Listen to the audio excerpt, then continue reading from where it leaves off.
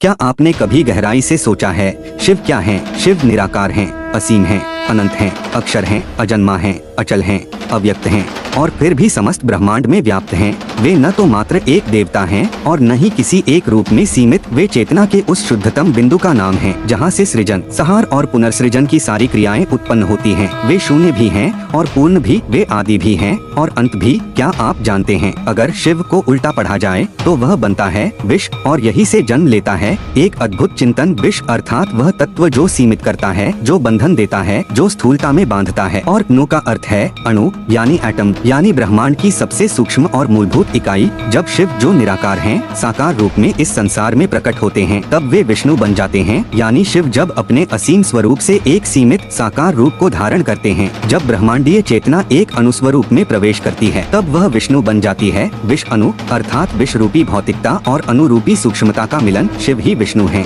और विष्णु ही शिव। यह द्वैत नहीं बल्कि अद्वैत का प्रतिरूप है। यह समझना मात्र तर्क का विषय नहीं, यह अनुभव का विषय है। जब ध्यान की गहराई में उतरते हैं तो शिव की मौनता में विष्णु की गति भी सुनाई देने लगती है। शिव को केवल त्रिनेत्रधारी योगी समझना उनकी महिमा को सीमित कर देना है। वे वह नाद हैं जो कभी नहीं रुकता। वे वह शून्य हैं जिसमें सब कुछ विलीन हो सकता है। वे वह प्रकाश हैं जो किसी दीपक का मोहताज नहीं। वे वह ध्वनि हैं जो मौन में सुनाई देती है। शिव कोई व्यक्ति नहीं, एक उपस्थिति है, चेतना की, शुद्ध अस्तित्व की। और जब वही उपस्थिति संसार के संचालन में उतरती है, जब सृष्टि को दिशा देने लगती है, तब विष्णु कहलाती है। शिव और विष्णु दो नहीं, एक ही ऊर्जा के दो आयाम हैं। एक मौन है, एक गति है, एक योग है, एक कर्म है, एक तत्व है, एक प्रक्रिया है। तो जब भी शिव का स्मरण करो, सिर्फ एक मूर्ति को मत देखो, अपने भीतर उस चेतना को अनुभव करो जो न भूत है न भविष्य, केवल एक परम वर्तमान है। वही शिव है।